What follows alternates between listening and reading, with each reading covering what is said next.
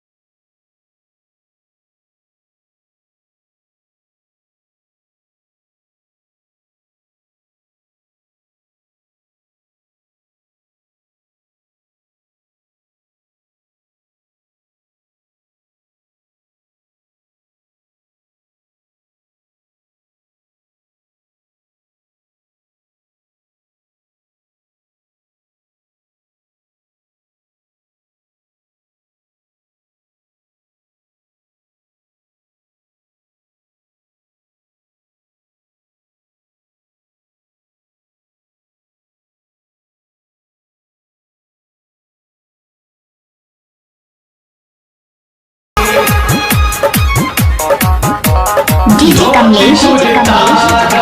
पगड़ी हमर पहचान छै धोती कुर्ता गमछा पगड़ी हमर पहचान छै स्वर्ग से सुंदर मिथिला नगरिया सगरो ही चर्चा भगलैया राजा जनक जी ऋषि मुनि के दया धर्म सब दगलैया अपन मिथिला के नर नारी इहे बखान करे धोती कुर्ता गमछा पगड़ी हमर पहचान छै धोती कुर्ता गमछा पगड़ी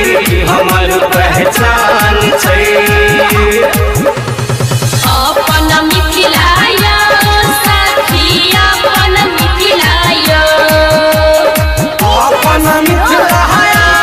भैया अपन मिथिलायो देखू स्वर्ग से सुंदर छै अपन मिथिलायो देखू स्वर्ग से सुंदर छै अपन मिथिलाया जनक दुलारी मिथिला के माटी सोना से सुंदर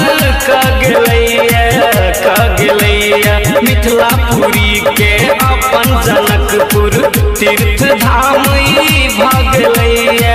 भगलैया धामी ओझा महापंडित बड़ा विद्वान छै धोती कुर्ता गमछा पगड़ी हमर पहचान छै धोती कुर्ता गमछा पगड़ी हमर पहचान छै जानकी मंदिर जनकपुर धाम सब हक जान छै मैथिल के शान छै धोती कुर्ता गमछा पगड़ी हमर पहचान छै धोती कुर्ता गमछा पगड़ी हमर पहचान छै धोती कुर्ता गमछा पगड़ी हमर पहचान छै कमलेश टेलीकॉम